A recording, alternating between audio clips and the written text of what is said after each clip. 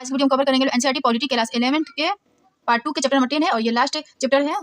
तो chapter number 10 है संविधान का दर्शन। तो इसमें देखेंगे लोग डॉक्टर अम्बेडकर के अनुसार संवैधानिक नैतिकता का अर्थ विभिन्न नागरिक वर्गों एवं प्रशासनिक समूहों के परस्पर विरोधी हितों के मध्य समन्वय स्थापित करना है। इसके तहत किसी भी तरह से जीवन यापन कर रहे विभिन्न समूहों के हितों की प्राप्ति के लिए बिना किसी टकराव के समस्या को हल करने की परिकल्पना की जाती है।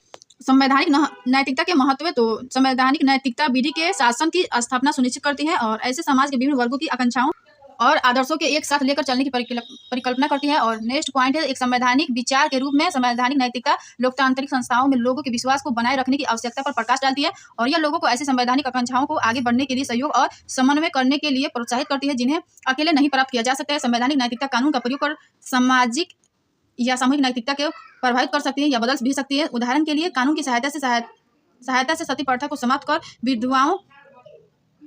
विधवाओं को सम्मानपूर्वक जीवन जीने का अधिकार दिया गया। फिर धीरे धीरे समाज में इस प्रथा के प्रति लोगों की धारणा भी बदल गई। और उदाहरण के लिए नौते सिंह जौहर बनाम भारत संघ मामले में सर्वोच्च न्यायालय ने LGBTQ के अधिकारों की पुनः पुष्टि करने और इस समूह के लोगों की उनकी गरिमा जीवन स्वतंत्रता और पहचान के लिए एक रूपरेखा प्रदान की। सर्वोच्च न्यायालय ने कई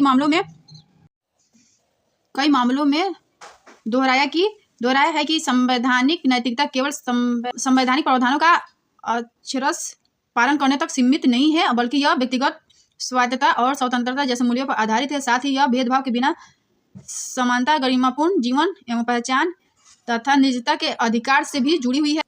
और संविधान का दर्शन में देखेंगे लोग तो इसका आशय क्या है। और संविधान लोकतांत्रिक बदलाव का साधन है और हमारे संविधान का राजनीतिक दर्शन क्या है और आलोचना और सीमाएं और यह आरोप कितना सच है। तो ये सब पॉइंट देखेंगे और इसमें सबसे पहले देखेंगे लोग संविधान के दर्शन से आशय क्या है। तो सबसे पहले तो बात ये उठती है कि संविधान में ओनली लॉ केवल कानून है या फिर लॉ के साथ साथ वैल्यूज एंड मोरालिटी मूल व नैतिकता भी है। तो कहा जाता है कि बहुत से कानूनों में नैतिक तत्व नहीं होता है लेकिन ज्यादातर कानून आदर्श व नैतिकता से जुड़े हैं। जैसे कि एक एग्जांपल देखेंगे लोग तो कानून कहता है कि भाषा धर्म के आधार पर भेदभाव नहीं होनी चाहिए। अगर हम लोग समानता के अधिकार की बात की, फंडामेंटल राइट की, तो अगर हम लोगों ने संविधान के अधिकार को शामिल किए तो इसके पीछे नैतिकता शामिल थी और हमारे लिए मूल्यवान था। तो ये बताता है कि संविधान की जो दृष्टि है वो नैतिक है। और नेक्स्ट पॉइंट है संविधान का नैतिक दर्शन। तो इसमें कुछ 3 बातें मुख्य रूप से है। पहला वर्ड इसमें ये है, पहले ये कहा गया है कि संविधान कुछ अवधारणाओं पर आधारित है और यहाँ पे जो ये कॉन्सेप्ट अपनाए हैं और इनकी व्याख्या होनी चाहिए। अगर हमने संविधान में अधिकार शामिल किया, नागरिकता शामिल किया, अल्पसंख्यकों की बात की और लोकतंत्र को अपनाया तो ये सारे कॉन्सेप्ट क्यों अपनाया, इसके एक ना एक व्याख्या वो जरूर होगी।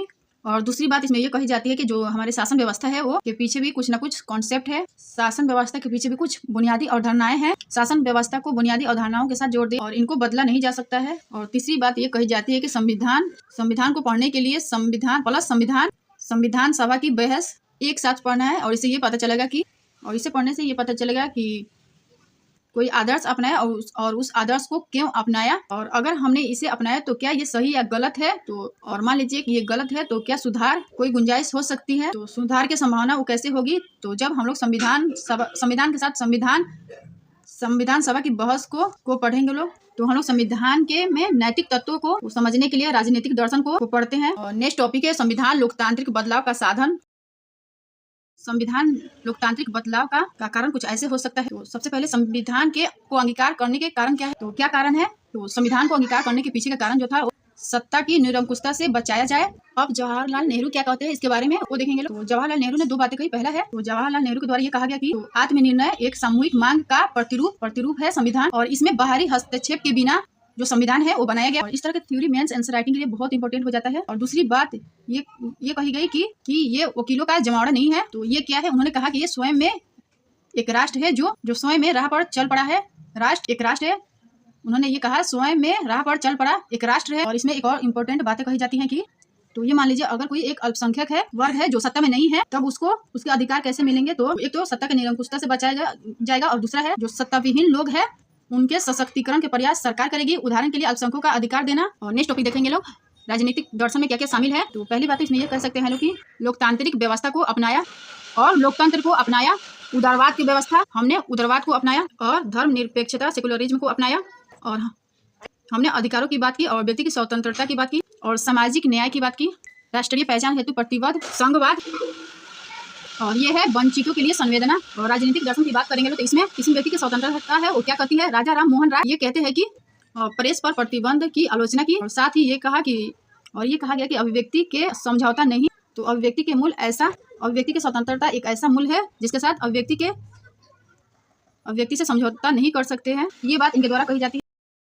आलोचनाओं को भी बात करेंगे लोग। आलोचना की गई कि भारतीय संविधान उधार का थैला क्यों कहा, लेकिन इसमें आलोचना करना है कि भारतीय परिस्थितियों के अनुकूल जो व्यवस्थाएं हैं हमने उन्हें ही अपनाया है। और एक बात कही जाती है कि ये वकीलों का स्वर्ग है, और इसमें ये कहा जाता है कि जो वकील जो है ऐसी भाषा दी गई है कि वो अपने अनुसार व्याख्या भी कर सकते हैं वकील। तो like share comment and subscribe कर दीजिएगा। Thank you.